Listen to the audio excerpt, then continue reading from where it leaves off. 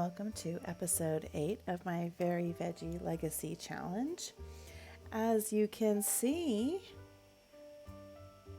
Fern has been moving right on up in the success levels here. Look at this. Look at this.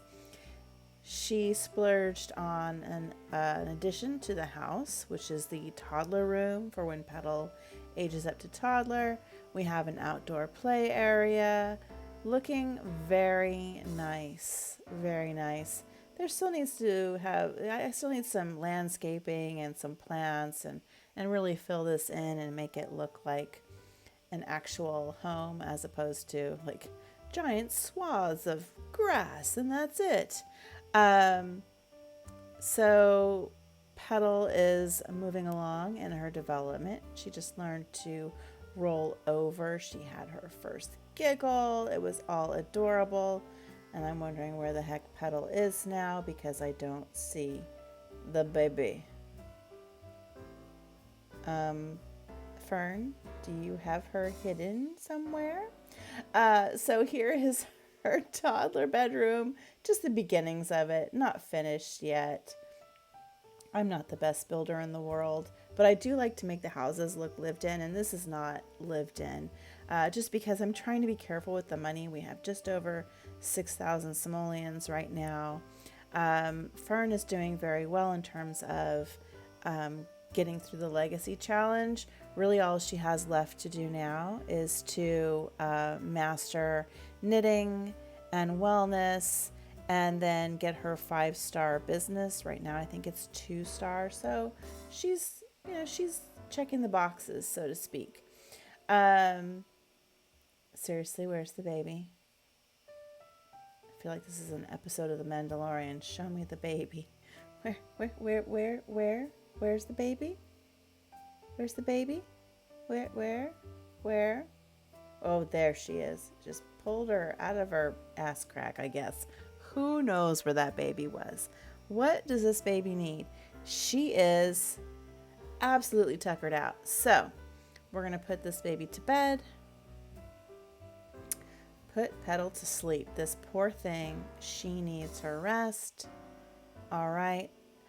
And so, things are moving along. I'm a little nervous about the eggplant generation because when they become a young adult, they have to wear the eggplant costume for every outfit. In addition, they have to be a romantic evil bro. I've never played with evil or bro sims before, and they think that love is dead, but yet they are a romance consultant. That's going to be their career. I am freaking out. They also have to, Petal will have to master a bunch of skills, one of which is nectar making, and they have to have a wine cellar. So I was thinking we could have an underground wine cellar and then sell the wine in here. So this store called Seedlings can be, it can fit whatever generation is there, and they can use that if they want to sell their wares. Just putting these in the inventory, just cranking them out. Why is your baby still awake, ma'am? I thought you told her to go to bed. So anyway, I felt like during her infant years, we're going to leave Petal upstairs because as anyone who has had children knows, it's easier to care for them when they're on the same floor as you or even in your bedroom. Let's plop these on the wall here.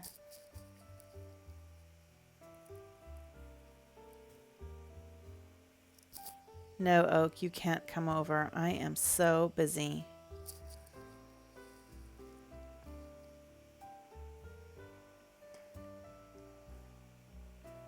She has been cranking out the paintings so that we can, open up the shop again.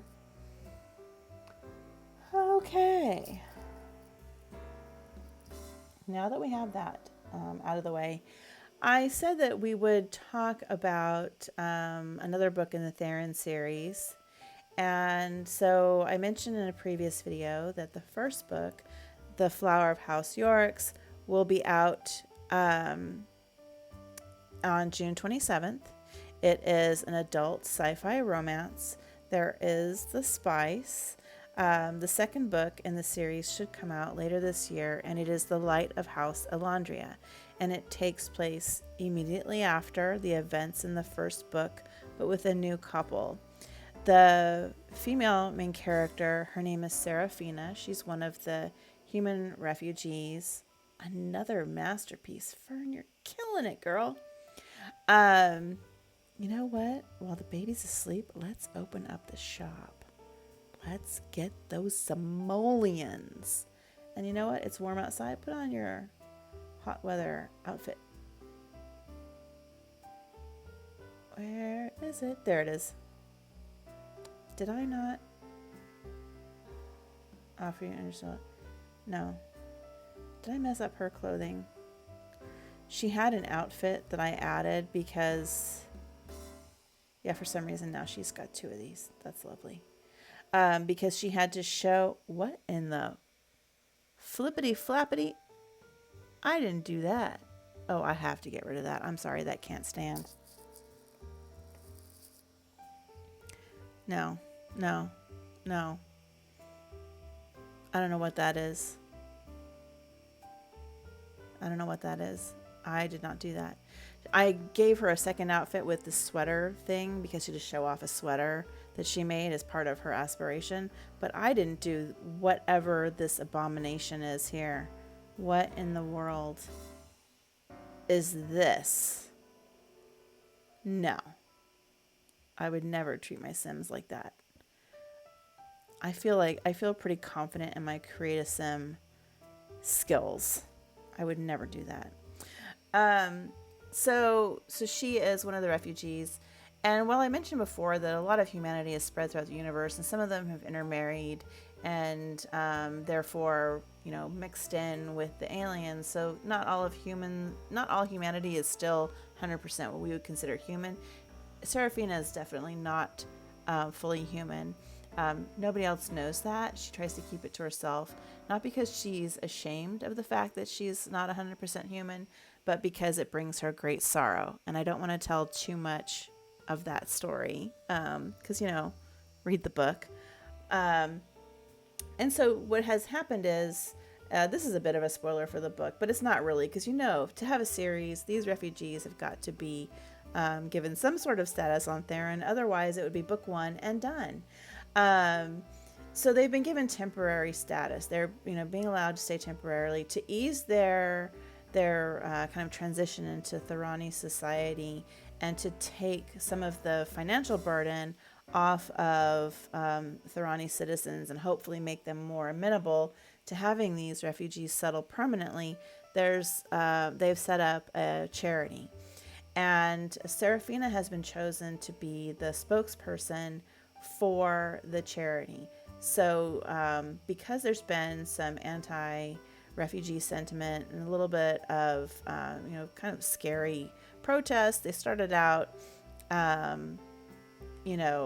decent enough. I mean, they're just protesting, right? They're speaking their piece, right? They're allowed to do that. But then it's starting to get violent and starting to get worrisome.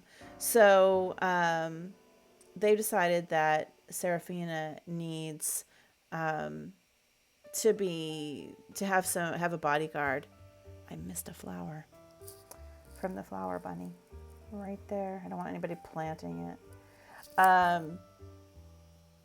And so they've chosen this man who is one of Thomas's best friends. Thomas was the male main character from the first book.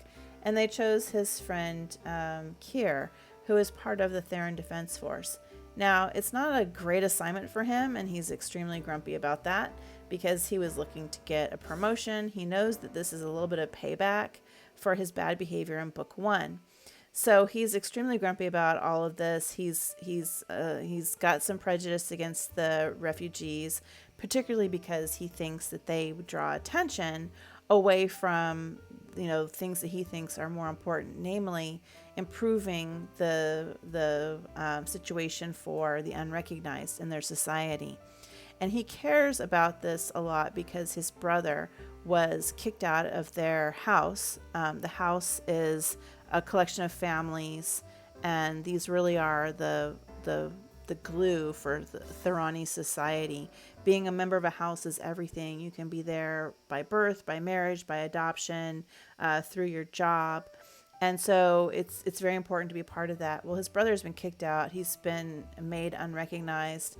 And this is really upsetting to Kier, obviously. And so he wants to improve the lives of people in that situation. He thinks these refugees, they are a distraction. They're pulling money, time, and resources away from what's truly important. So he's not happy about having to guard her. She is the sunshine to his grumpy. Not because she's super naive or anything. She's had a rough life. She's got street smarts, She understands the way the world works. But she feels like, I want to be happy when I can and where I can, grab that happiness and try to see the brighter side of life. Because if I don't, it'll really drag me down in a negative way. And I just don't want to have to live my life like that. And so, yeah, they're kind of forced together. There's some forced proximity.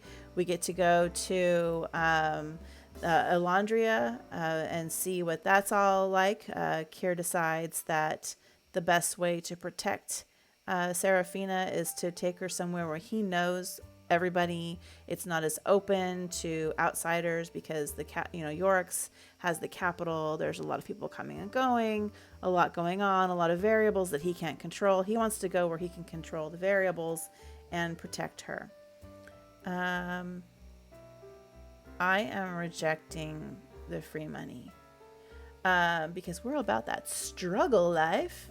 Why did this lady pee? I don't understand this. They both tinkled. What? I don't understand this. Sims, EA. I, as a customer in a shop, particularly a shop, okay, stop talking to people and mop up the urine. I have never weed myself in the middle of a shop and then just stood there.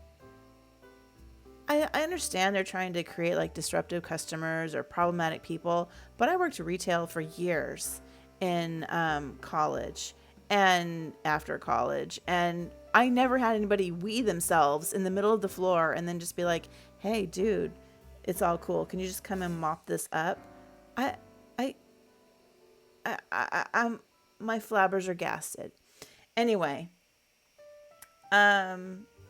seriously, get out of here with your urine-soaked clothes. Go. Oh my gosh, can I ask her to go or just have to yell at her to go? No, I don't want, oh Lord. This is why I like having a spellcaster sim, because they can just, scrubberoo her butt, and then that way she takes her stinky ass, and turns it into a sweet smelling ass. So this is kind of get to a look into Elandria and what they're all about, because obviously every zone is different. They all have different culture, customs, food, flora, fauna, climate, all of that. And when I think of Elandria, I really think of like a string of islands, very tropical. That's the setting. Whereas Yorick's, what I had in mind was very Pacific Northwest.